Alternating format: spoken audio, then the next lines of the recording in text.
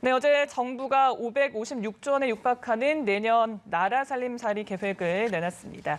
적자를 무릅쓰고 코로나 사태 극복과 경기 부양에 돈을 쓴다는 게 핵심인데요. 자세한 얘기 나눠보도록 하겠습니다. 예산 편성을 총괄한 안일환 기획재정부 2차관 자리하셨습니다. 네, 차관님 어서 오세요. 예, 안녕하십니까? 네.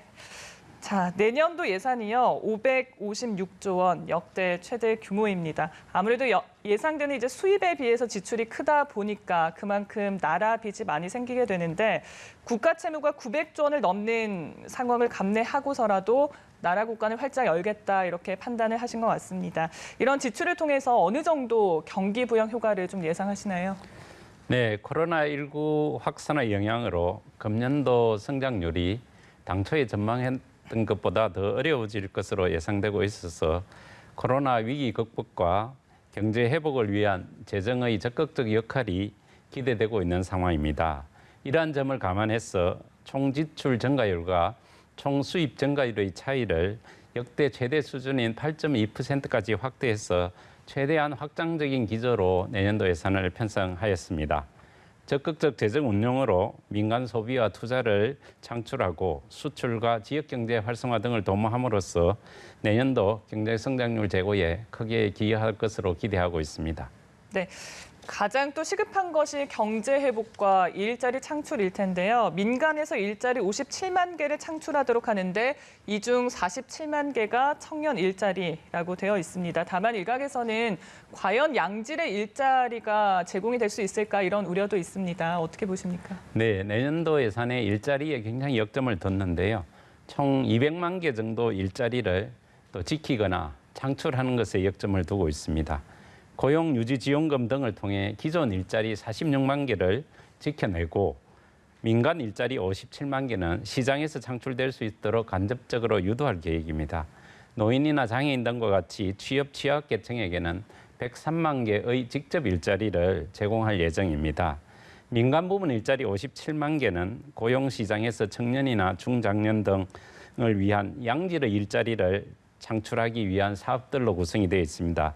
방금 말씀하신 대로 이 중 47만 명은 청년들을 위한 일자리인데요. 청년들의 취업 역량을 제고하고 민간 기업에게는 채용 여력을 제고함으로써 양질의 일자리를 창출하도록 유도하기 위한 겁니다. 예를 들어서 한두 개 말씀드리면 네. 청년 추가 고용 장려금을 9만 명 추가하고 청년 디지털 일자리 5만 명 등을 추가하는 그런 내용입니다. 취업한 중소기업 청년들이 장기 건속을 위해서는 청년 내일 채용 공제라고 자산 형성을 하는데 한 10만 명 정도 추가 지원하는 내용들이 포함되어 있습니다. 네. 제 주위에도 사실 이제 일자리를 찾고 있는 청년들이 많은데요. 정말 좀 질적인 일자리가 많이 생겼으면 좋겠습니다. 또 관심이 쏠리는 것이 대규모 프로젝트 한국형 뉴딜 사업입니다. 내년에는 국비만 21조 원 넘게 투자하는 것으로 되어 있는데 좀 역점을 두고 계신 사업들 좀 소개를 해주시죠. 예, 한국판 뉴딜은 25년까지 160조 원을 투자해서 190만 개의 일자리 창출을 목표로 하고 있는 겁니다. 사회 안전망의 기반 위에서 디지털 뉴딜하고 그린 뉴딜을 추진할 계획인데 내년 예산에는 21조 3천억 원을 투자해서 36만 개 정도의 일자리 창출을 기대하고 있습니다. 무엇보다 데이터 경제 가속화를 위한 데이터댐 구축에 가장 역점을 뒀는데요. 예를 들어서 좀 설명을 해드리겠습니다. 먼저 AI 학습용 데이터 한 150종 정도를 구축할 생각인데요. 예를 들면 암과 관련된 MRI 영상 데이터를 AI가 학습할 수 있도록 AI 학습 데이터로 저희들이 변환을 해서 만들어서 제공을 하면 이를 기계가 학습을 해서 암 진단을 사전에 찾아낼 수 있는 AI 영상 판독 시스템을 개발할 수 있게 만들어주는 그런 내용이 되겠습니다. 네. 예, 또 하나는 공공 데이터를 한 4만 4천 개 정도 개방할 건데요. 네. 이를 위해서 예를 들면 공영 주차장 데이터를 저희들이 개방을 해드리면 이걸 가지고 공영 주차장 편리하게 쓸 수 있는 공영 주차장 앱을 민간에서 만들 수 있게 해드리는 기초를 만들어드리는 그런 사업에 역점적으로 투자한다고 보시면 될 것 같습니다. 네. 자, 복지 부문입니다. 이번에 그 한국판 뉴딜과 함께 사회 안전망도 강화하겠다라고 하지 않았습니까? 내년에는 저소득층 보험료 지원이라든지 기초연금 인상 여러 항목에 또 대규모로 지출이 발생하게 됩니다. 지금 안 그래도 좀 재정이 어려운 상황인데 좀 속도를 조절할 필요가 있지 않냐라는 얘기도 나오는데 좀 어떻게 보십니까? 예, 코로나19와 같은 이런 위기 시기에는 취약계층, 저소득층일수록 더 큰 어려움이 있다고 생각됩니다. 네. 그래서 이분들을 위한 포용적인 사회안전망이나 고용안전망을 구축하는 게 매우 시급하다고 생각이 됩니다. 예를 들면 노인 빈곤율 등을 감안을 해서 내년도 기초연금을 30만 원까지 인상을 하고 또 생계급여 부양 의무자 기준을 완화해가지고 한 15만 7천 가구 정도가 기초생活 혜택을 더 볼 수 있도록 하였습니다. 방금 말씀하신 대로 이제 재정 여건을 생각해서 속도 조절 말씀을 하셨는데 네. 참고로 말씀드리면 우리나라의 공공사회복지 지출은 GDP의 한 11.1% 정도 되거든요. 이게 OECD 평균 20.1%에 비하면 한 절반 수준입니다. 재정 사정이 어렵긴 하지만 국민들이 수용 가능성 등을 고려해서 단계별로 확충해 나갈 필요가 있지 않느냐 생각합니다. 네. 상황이 상황인지라 이렇게 확장 재정을 적극적으로 좀 편성을 하셨는데 다만 가장 걱정은 재정 건전성이지 않겠습니까? 이대로라면 내년 국가 채무 국내 총생산의 46%대, 24년에는 50% 후반대로 상승을 하게 됩니다. 물론 정부에서는 선진국보다 채무 비율이 낮다라고 설명을 하고 있지만 우려가 나오는 것이 사실이거든요. 앞으로 좀 어떻게 관리를 해 나가실 계획이신가요? 예, 방금 말씀하신 대로 국가 채무 비율이 빠른 속도로 증가하고 있다는 점에 대해서는 예. 정부도 잘 알고 있습니다. 다만 지금은 일시적 채무 증가를 감내하더라도 재정의 역할을 충실히 이행하는 것이 이 코로나 위기를 조기에 극복하고 선도국가로 나가는 그런 올바른 길이 되지 않을까 이렇게 생각합니다.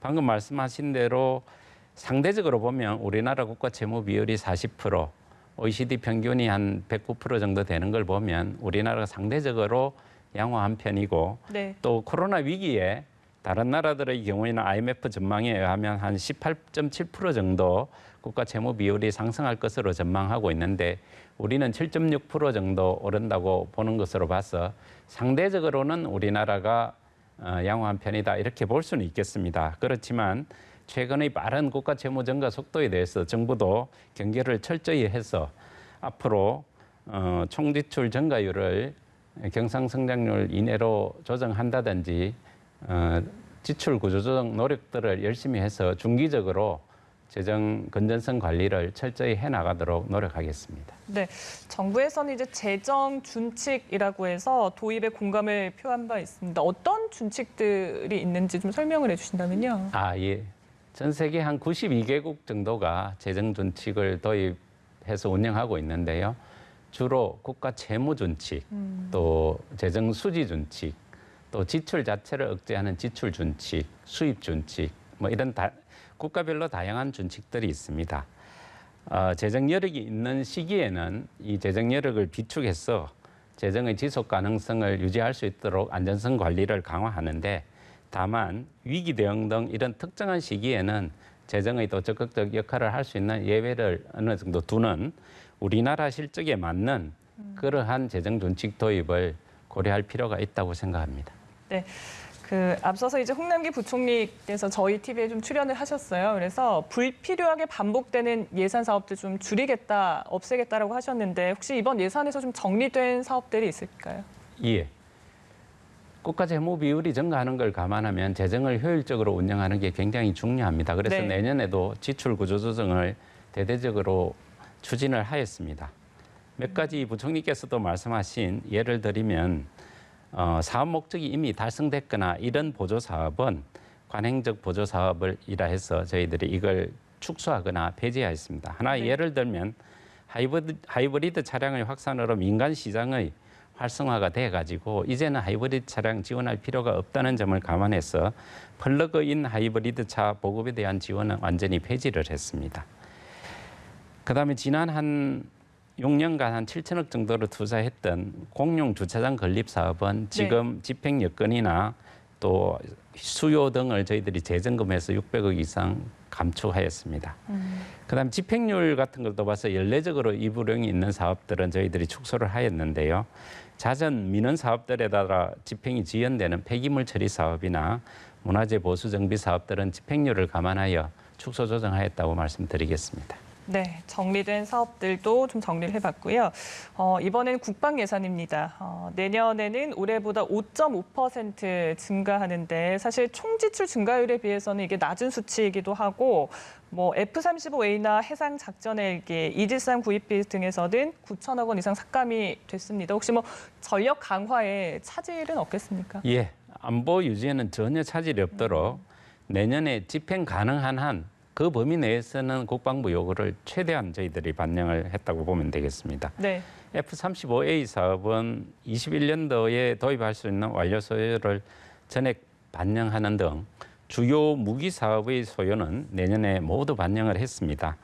다만 방위력 개선 사업의 특징을 보면 F-35A나 해상 초계기 같이 큰 사업들이 도입 스케줄이 이제 마무리 단계에 있는 부분들이 많고 네. 또 새로 시작되는 이런 무기 도입 사업들은 초기 단계라 돈이 좀 적게 들기 때문에 전체적인 방위력 개선 사업비 증가율이 조금 낮다 보니까 전체적으로 낮아 보이는데 대신 저희들이 첨단 전투 장비를 보급하거나 무인 경계 시스템을 구축하는 전력 운영 유지 사업이 있습니다. 그 분야는 7.1%로 최근 10년간 가장 높은 수준으로 해서 전체 국방비를 5.5% 수준으로 최대한 지원했다고 말씀드릴 수 있겠습니다. 네.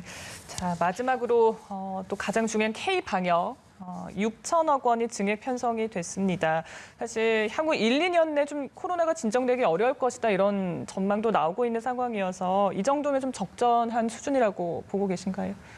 예, 우리나라 방역이 상당히 호평을 받고 있죠. 그 네. K-방역 우리나라 K-방역의 또 좀 더 고도화시키거나 또 세계화하거나 또 이런 거를 산업화하기 위해 내년도 소요를 저희들이 50% 이상 정액해서 1조 8천억 정도 집중 투자할 계획입니다. 이것으로 조금 더 안전한 호흡기 진료, 치료 환경을 조성할 수 있는 전담 클리닉을 500개 이상 추가를 하고 권역별 전염병 전문 병원도 3개 이상 착공을 하고 또 감염병 대응 시설과 기능 보강에도 한 1,600억 이상 투입하는 등 이 정도로 해서 방역에 대한 소요를 최대한 저희들이 반영하고자 했습니다. 네. 또 하나 관심이 많으신 국산 혈장 치료제. 네. 이거는 금년 연말까지 저희들 목표로 하고 또 내년까지는 국산 백신도 확보해야 되겠다.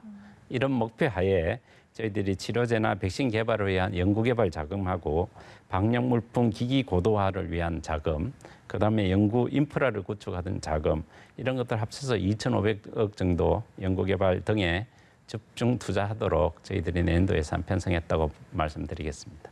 네, 내일 예산을 국회에 제출될 예정인데 어쨌든 규모가 큰 만큼 좀 잘 운영해 주시길 부탁드리도록 하겠습니다. 지금까지 안일환 기획재정부 2차관과 함께 얘기 나눴습니다. 예, 네, 고맙습니다. 감사합니다.